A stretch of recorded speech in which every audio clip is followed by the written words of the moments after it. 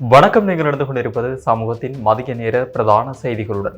செய்திகளுக்காக உங்களுடன் இணைந்து கொள்ளும் நான் இராத்திரத்தினம் மௌர்சன். விரிவான செய்திகளுக்குள் செல்லும் முன்னர் முதலில் தலைப்புச் செய்திகள். நாட்டின் எரிபொருள் கையிருப்பு தொடர்பில் வெளியான தகவல் விலை உயரும் வாய்ப்பு. ஈரானிய கப்பல் விவகாரம் இலங்கையின் நிலைமைக்கு அமெரிக்கா அங்கீகாரம். ஐரிஸ் டீனா போரிலக்கு ஆயுதமற்றது என்ற ஈரானின் வாதத்தை மறுத்தது அமெரிக்கா. நிபந்தனையற்ற சரணடைவு ஈரானுக்கு ட்ரம் இறுதி எச்சரிக்கை. குவைத்தில் உள்ள அமெரிக்க ராணுவ முகாம் சர்வதேச வானூர்தி நிலையம் மீது தாக்குதல். நோர்வேயில் உள்ள அமெரிக்க தூதரகம் அருகே வெடிப்பு சம்பவம். அஸ்வஸ்ம திட்டத்தில் அதிரடி மாற்றம் வெளியான முக்கிய அறிவிப்பு. ஆபத்தின் விளிம்பில் கண்டி மாவட்டத்தில் 25 பாடசாலைகள். பல லட்சம் ரூபாய் பெறுமதியான உணவுப் பொருட்கள் அளிப்பு. மன்னாரில் சுகாதாரத்துறையினர் அதிரடி. கடும் வெப்பத்தால் வெகுவாக குறையும் நீர்த்தேக்கங்களின் நீர்மட்டம். தண்ணீர் தட்டுப்பாடு ஏற்படும் அபாயம். மே மாதம் வரை நீடிக்கும் வெப்பமான காலநிலை. மரத்தொழிற்சாலையில் பாரிய தீ விபத்து. அதிகாலையில் பெரும் பதற்றம். அவை எமது தலைப்புச் செய்திகள். இனி தொடர்பான விரிவான செய்திகள்.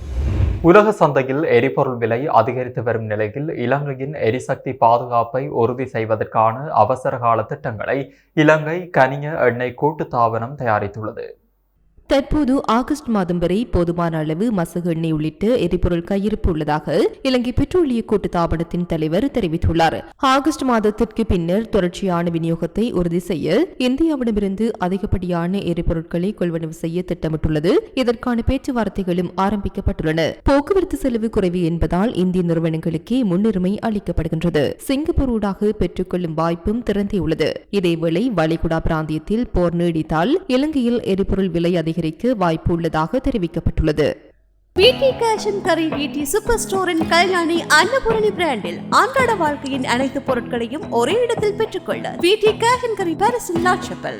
ஈரானிய கப்பல்கள் மற்றும் அதன் மாலுமிகள் தொடர்பான விவகாரங்களை கையாள்வதில் இலங்கையின் இறைமையை முழுமையாக மதிப்பதாகவும் அதனை அங்கீகரிப்பதாகவும் அமெரிக்கா அதிகாரப்பூர்வமாக தெரிவித்துள்ளது. கடல்சார் விவகாரங்களில் இலங்கை எடுக்கும் தன்னாதிக்க முடிவுகளுக்கு அமெரிக்கா தனது ஆதரவை வெளிப்படுத்தியுள்ளது. இலங்கையின் எல்லைக்குள் இருக்கும் ஈரானிய மாலுமிகள் தொடர்பான விடயங்களை இலங்கை சட்டத்திட்டங்களுக்கு உட்பட்டே கையாள முடியும் என அமெரிக்கா குறிப்பிட்டுள்ளது. மத்திய கிழக்கில் பதற்றம் நிலவும் சூழலில் இலங்கையின் நிலைப்பாட்டை அமெரிக்கா ஏற்றுக்கொண்டுள்ளமை சர்வதேச அளவில் முக்கியத்துவம் பெறுகின்றது. இலங்கை கடற்பரப்பிற்கு அப்பால் மூழ்கடிக்கப்பட்ட ஈரானிய போர்க்கப்பலான ஐரிஸ் டெனா தாக்குதலின் போது ஆயுதமற்ற நிலையில் இருந்ததாக கூறப்படுவதை அமெரிக்கா முற்றாக மறுத்துள்ளது. சர்வதேச சட்டங்களின்படி அந்த போர்க்கப்பல் ஒரு முறையான ராணுவ இலக்கு என்றும் அமெரிக்க தரப்பு விளக்கம் அளித்துள்ளது. ஆபரேஷன் எஃபிக்பியூரி நடவடிக்கையின் கீழ் ஈரானிய ராணுவ சொத்துக்கள் அனைத்தும் இலக்கு வைக்கப்பட்டுள்ளதாக அமெரிக்கா முன்னரே எச்சரித்திருந்தது. சர்வதேச கடல்சார் சட்டங்களின்படி ஒரு நாட்டின் போர்க்கப்பல் அதன் ஆயுதங்களை பயன்படுத்தாத நிலையில் இருந்தாலும் போர் சூழலில் அது ஒரு தற்காப்பு அல்லது தாக்குதல் நடத்தும் திறன் கொண்டு ராணுவ இலக்காகவே கருதப்படும் என அமெரிக்கா சுட்டிக்காட்டியுள்ளது. ஈரானிய தரப்பு அந்த கப்பல் அமைதி நோக்கம் கொண்டது என கூறிய போதிலும் அதன் தொழில்நுட்ப திறன் அமெரிக்க படைகளுக்கு அச்சுறுத்தலாக இருந்ததாக பென்டகன் தெரிவித்துள்ளது. ஈரான் மீதான ராணுவ நடவடிக்கைகள் தீவிரமடைந்துள்ள நிலையில் அமெரிக்க ஜனாதிபதி டொனால்ட் ட்ரம்ப் ஈரானுக்கு நிபந்தனையற்ற சரணடைவு எனும் இறுதி எச்சரிக்கையை விடுத்துள்ளார். தனது ட்ரூத் சோசியல் தளத்தில் இதுகுறித்து பதிவிட்டுள்ள அவர் ஈரானுடன் எவ்வித உடன்படிக்கையும் செய்து கொள்ளப் போவதில்லை என்றும் அந்த நாடு முழுமையாக சரணடையும் வரை ஆபரேஷன் எஃபிக்பியூரி தொடரும் என்றும் திட்டவட்டமாக தெரிவித்துள்ளார். பேராதனை பல்கலைக்கழக விரிவுரையாளர் MM இஜாஸ் சுட்டிக்காட்டியது போல ஈரானின் அணுசக்தி மற்றும் ஏவுகணை தளங்களை அமெரிக்க இஸ்ரேல் கூட்டுப்படைகள் ஏற்கனவே 3000க்கும் மேற்பட்ட துல்லிய தாக்குதல் மூலம் சிதைத்துள்ளன. இந்த சூழலில் ஈரானை மீண்டும் பொருளாதார ரீதியாக கட்டியெழுப்ப உதவுவதாக குறிப்பிட்டுள்ள ட்ரம்ப் அதற்காக மேக் ஈரான் கிரேட் அகைன் என்னும் புதிய சுலோகத்தையும் அறிமுகப்படுத்தியுள்ளார். இதேவேளை அமெரிக்க ஜனாதிபதி டொனால்ட் ட்ரம்ப் நிர்வாகம் சுமார் $650 மில்லியன் மதிப்பிலான 20,000க்கும் மேற்பட்ட குண்டுகளை இஸ்ரேலுக்கு விற்பனை செய்வதற்கு அனுமதி அளித்துள்ளதாக வெளிநாட்டு ஊடகங்கள் செய்தி வெளியிட்டுள்ளன. அமெரிக்க காங்கிரஸை தவிர்த்து ட்ரம்ப் நிர்வாகம் இந்த நடவடிக்கையை மேற்கொண்டுள்ளதாக வெளிநாட்டு ஊடக அறிக்கைகள் சுட்டிக்காட்டுகின்றன. இதற்கமைய இஸ்ரேலுக்கு உடனடியாக அவற்றை விற்பனை செய்ய வேண்டிய அவசர நிலை உள்ளதாக அமெரிக்க ராஜாங்க செயலாளர் மார்க்கோ ரூபியோ தீர்மானித்துள்ளதாகவும் இதற்காக ஆயுத விற்பனை மீதான காங்கிரஸ் மதிப்பாய்வு தேவைகள் கைவிடப்பட்டுள்ளதாகவும் வெளிநாட்டு ஊடகங்கள் செய்தி வெளியிட்டுள்ளன. குவைத்தில் அமைந்துள்ள அமெரிக்க ராணுவ முகாமான அரிப்ஜான் தலைமையகத்தை குறிவைத்து தாக்குதல் நடத்தப்பட்டுள்ளது. மிகவும் துல்லியமாக இலக்குகளை தாக்கக்கூடிய ஏவுகணைகளை பயன்படுத்தி இந்த தாக்குதல் முன்னெடுக்கப்பட்டதாக ஈரான் ராணுவம் தெரிவித்துள்ளது. அமெரிக்கா மற்றும் இஸ்ரேலுக்கு எதிராக ஈரான் ராணுவம் புதிய பதிலடி தாக்குதல் தொடரொன்றை ஆரம்பித்துள்ளது. இந்த புதிய தாக்குதலானது உண்மை வாக்குறுதி நடவடிக்கையின் 27வது அலை என ஈரான் ராணுவம் பெயரிட்டுள்ளது. இதேவேளை குவைத் சர்வதேச வானூர்தி நிலையத்தில் உள்ள எரிபொருள் தாங்கிகள் மீது ஆளில்லா வானூர்தி தாக்குதல் நடத்தப்பட்டுள்ளது. இதன்போது எரிபொருள் தாங்கிகள் தீக்கிரையாகியுள்ளன. குவைத் சர்வதேச விமான நிலையத்தில் அமைந்துள்ள எரிபொருள் தாங்கிகள் மீது ஆளில்லா வானூர்தி தாக்குதல் நடத்தப்பட்டுள்ளதாக குவைத் அரசாங்கம் அதிகாரப்பூர்வமாக அறிவித்துள்ளது. இன்று அதிகாலை வானூர்தி நிலைய வளாகத்தில் உள்ள எரிபொருள் களஞ்சிய முனையத்தை இலக்கு வைத்து இந்த ஆளில்லா வானூர்தி தாக்குதல் முன்னெடுக்கப்பட்டுள்ளது. தாக்குதலினால் ஏற்பட்ட தீயை கட்டுப்படுத்த தீயணைப்பு படையினரும் சம்பந்தப்பட்ட அதிகாரிகளும் சம்பவ இடத்தில் தீவிரமாக பணியாற்றி வருவதாக குவைத் அரசாங்கம் தனது எக்ஸ் தளத்தில் தெரிவித்துள்ளது. அதே நேரம் இந்த தாக்குதலினால் ஏற்பட்ட சேத விவரங்கள் அல்லது உயிரிழப்புகள் குறித்த தகவல்கள் இதுவரை வெளியாகவில்லை.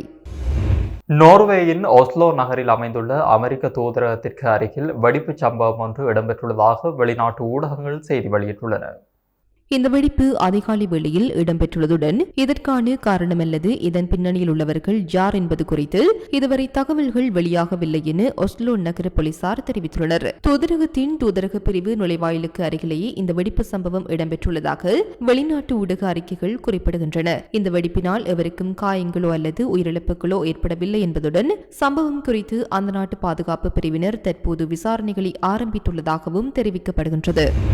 எஸ்வெசும திட்டத்தின் கீழ் 2022 மற்றும் 2023 ஆண்டுகளில் விண்ணப்பித்த நலன்புரி கொடுப்பனவை பெறுவோர் மற்றும் பெறாதோரின் தகவல்களை புதுப்பிக்கும் பணிகள் தற்போது முன்னெடுக்கப்பட்டு வருகின்றன.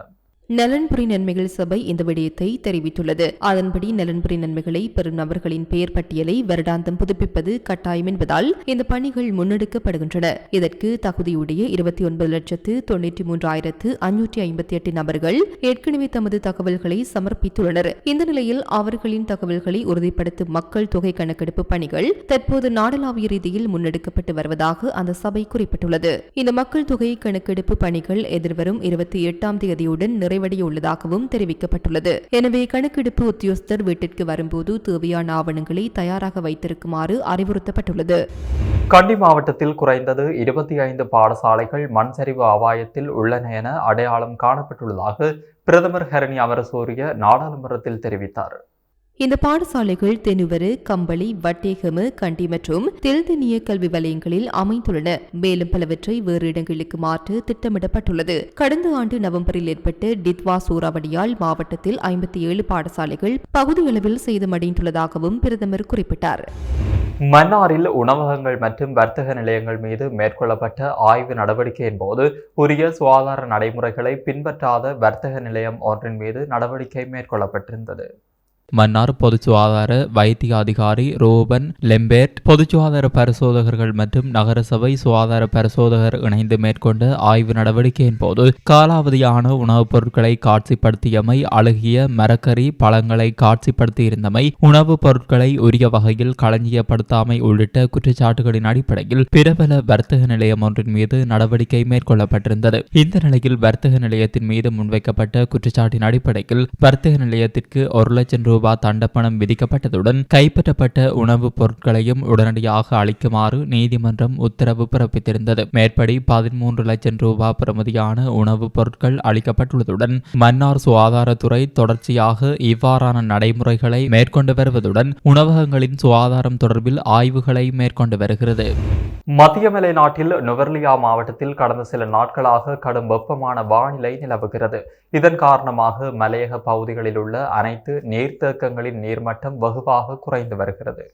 குறிப்பாக மௌசாக்கலை நீர்த்தேக்கத்தின் நீர்மட்டம் அதன் கொள்ளளவை விட 14 அடி குறைந்துள்ளது. கென்யோன் நீர்த்தேக்கத்தின் நீர்மட்டம் அதன் கொள்ளளவை விட 20 அடி குறைந்துள்ளது. காசல்டி நீர்த்தேக்கத்தின் நீர்மட்டம் அதன் கொள்ளளவை விட 18 அடி குறைந்துள்ளது. அத்துடன் மேல் கொத்மலை நீர்த்தேக்கத்தின் நீர்மட்டம் அதன் கொள்ளளவை விட வெகுவாக குறைந்துள்ளது. மேலும் மத்திய மலை நாட்டின் ஏனைய பகுதிகளில் உள்ள நீர்த்தேக்கங்களின் நீர்மட்டமும் குறைந்துள்ளது. தொடர்ந்து இவ்வாறான காலநிலை நிலவும் பட்சத்தில் மத்திய மலை நாட்டில் சுத்தமான தண்ணீர் நீர் தட்டுப்பாடு ஏற்படும் அபாயம் உள்ளது. கடந்த சில நாட்களாக மத்திய மலை நாட்டில் உள்ள அனைத்து நீர்த்தேக்க பகுதியில் உள்ள பற்றைகளுக்கும் சிறு சிறு வனப்பகுதிகளுக்கும் விசமிகள் தீ வைத்ததன் காரணமாக நீரூற்றுகள் வற்றி வறண்டு போகும் நிலை ஏற்பட்டுள்ளது. இந்த நிலை தொடர்ந்தால் நாட்டில் நீர்மின் உற்பத்தி வீழ்ச்சி கண்டு மின் துண்டிப்பு ஏற்படும் அபாயம் உள்ளது என தெரிவிக்கப்பட்டுள்ளது.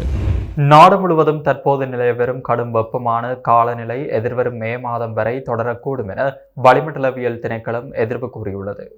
மனித உடலில் உணரப்படும் வெப்பத்தின் அளவை குறிக்கும் வெப்பச்சுட்டன் இன்றைய தினம் நாட்டின் பல பகுதிகளில் அவதானிக்கப்பட வேண்டிய மட்டத்தில் இருக்கும் என அறிவிக்கப்பட்டுள்ளது. இதேவேளை கொழும்பு மற்றும் கம்பஹா மாவட்டங்களில் வெப்பத்தின் தாக்கம் அதிகமாக இருக்கும் என தெரிவிக்கப்பட்டுள்ளது. அத்தோடு சப்ரகமுவ, வடமேல் மற்றும் வடமத்திய மாகாணங்களிலும் வெப்பமான காலநிலை நிலவும். வவுனியா, மன்னார், ஹம்பாந்தோட்டை மற்றும் மொனராகலை ஆகிய மாவட்டங்களிலும் மக்கள் மிகுந்த அவதானத்துடன் இருக்குமாறு கேட்டுக் கொள்ளப்பட்டுள்ளனர். பொதுமக்கள் போதிய அளவு நீர் அருந்துமாறும் தேவையற்ற ரீதியில் வெயிலில் நடமாடுவதை தவிர்க்குமாறும் அறிவுறுத்தப்பட்டுள்ளனர். கண்டி அக்குரணை 7 சந்தி பகுதியில் அமைந்துள்ள மரத் தொழிற்சாலையில் இன்று பாரிய தீ விபத்து ஒன்று ஏற்பட்டுள்ளது. இந்த சம்பவம் இன்று அதிகாலை சுமார் 5 மணியளவில் ஏற்பட்டுள்ளது. தீ விபத்தை கட்டுப்படுத்துவதற்காக கண்டி தீயணைப்பு பிரிவினர் சம்பவ இடத்திற்கு விரைந்து சென்று தீயை அணைக்கும் பணிகளில் ஈடுபட்டனர். இந்த விபத்தால் வர்த்தக நிலையத்திற்கு பெரும் சேதம் ஏற்பட்டுள்ளதாக தெரிவிக்கப்படுகிறது. விபத்துக்கான காரணம் இதுவரை வெளிவராத நிலையில் சம்பவம் தொடர்பில் போலீசார் விசாரணைகளை மேற்கொண்டு வருகின்றனர். இந்த நிலையில் மகரகம பகுதியில் அமைந்துள்ள சிறப்பு அங்காடி தொகுதி ஒன்றில் இன்று காலை திடீரென தீப்பரவல் ஏற்பட்டுள்ளது. சம்பவம் குறித்து தகவல் அறிந்த கோட்டை மாநகர சபையின் தீயணைப்பு சேவை திணைக்களம் தீயை கட்டுப்படுத்துவதற்காக 4 தீயணைப்பு வாகனங்களை சம்பவ இடத்திற்கு அனுப்பி வைத்துள்ளது. தீயணைப்பு படையினர் தற்போது தீயை கட்டுப்பாட்டிற்குள் கொண்டுவரும் முயற்சியில் தீவிரமாக ஈடுபட்டுள்ளனர். முன்னாள் ஜனாதிபதி ரணில் விக்ரமசிங்கவை கைது செய்த ஜனாதிபதி அனுர எச்சரிக்கையாக இருக்க வேண்டும் என பிபுதுருகெல உரிமை அமைப்பின் தலைவர் உதய காமன்பில தெரிவித்துள்ளார். தனது உத்தியோகபூர்வ எக்ஸ் தளத்திலேயே அவர் இதனை பதிவிட்டுள்ளார். அவர் தனது எக்ஸ் தளத்தில் குறிப்பிட்டுள்ளதாவது: முன்னாள் ஜனாதிபதி ரணில் விக்ரமசிங்க கைது செய்யப்பட்ட காரணமாக அவர் மீது சுமத்தப்பட்ட குற்றச்சாட்டு உண்மையில் ஒரு குற்றம் என்றால் இலங்கையில் இருந்த ஒவ்வொரு முன்னாள் ஜனாதிபதிகளும் கைது செய்யப்பட வேண்டும் என்பதே யதார்த்தமாகும். தகவல் அறியும் உரிமையை பயன்படுத்தி ஓஷல ஹேரத் என்பவரால் வோல்வர்ஹாம்டன் பல்கலைக்கழகத்திடம் கேட்கப்பட்ட கேள்விக்கு பதிலளிக்கையில் முன்னாள் ஜனாதிபதி ரணில் விக்ரமசிங்கே 2023 அந்த பல்கலைக்கழகத்திற்கு வருகை தந்தது ஒரு உத்தியோகபூர்வ அழைப்பின் பேரில் என்று அறிவிக்கப்பட்டுள்ளது. ரணில் விக்ரமசிங்க கைது செய்யப்பட்ட நாளிலிருந்தே நான் கூறி வருவது இது ஒரு பயனற்ற விவாதம் என்பதாகும். ஒரு ஜனாதிபதியின் பயணங்கள் உத்தியோகபூர்வமானதாக இருந்தாலும் இல்லாவிட்டாலும் பாதுகாப்பு மற்றும் ஏனைய உட்கட்டமைப்பு வசதிகளை அரசாங்கம் வழங்க வேண்டும். அது உலக நியதியாகும். இல்லையெனில் நாட்டு தலைவர்கள் பாதுகாவலர்கள் இல்லாமலும் பாதுகாப்பு வாகனங்கள் இல்லாமலும் தனிப்பட்ட பயணங்களில் செல்லும் போது எதிரிகளால் இலக்கு வைக்கப்படுவார்கள். இந்த கைது நடவடிக்கையின் பின்னணியில் உள்ள ஜனாதிபதி அனுரவுக்கும் எதிர்காலத்தில் இந்த கைது நடவடிக்கை தன்னைத்தானே தாக்கும் செயலாக அமைந்துள்ளதாக அவர் மேலும் குறிப்பிட்டுள்ளார். இத்துடன் சமூகத்தின் மதிய நேர பிரதான செய்திகள் நிறைவடைகின்றன. தொடர்ந்தும் அடுத்த பிரதான செய்திகள் வாயிலாக சந்திப்போம். நன்றி, வணக்கம்.